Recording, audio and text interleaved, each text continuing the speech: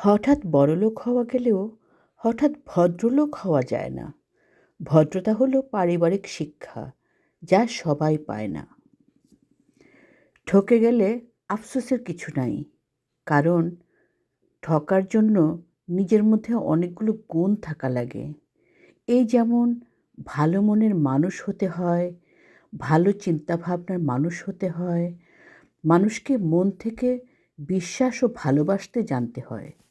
আর ঠকানোর জন্য তো অমানুষগুলোই যথেষ্ট।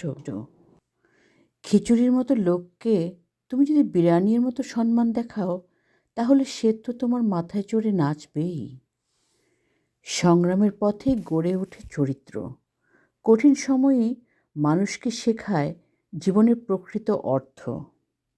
পরাজয় থেকেই শেখা হয় জেতার উপায়।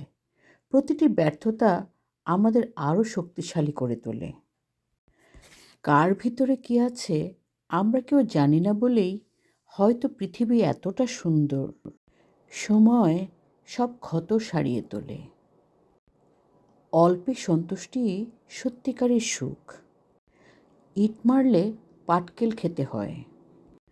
জীবন একটি পথ, তাই ভালো করার জন্য সঠিক পথ নির্বাচন করো। অভিমান মানে রাগ নয়। এই কথা যদি সবাই বুঝতে পারত, তাহলে পৃথিবীতে বিচ্ছেদ বলে কোনো শব্দ থাকতো না। শুধু ভালোবাসলেই হয় না, ভালো রাখা যায় কীভাবে সেটাও জানতে হয়।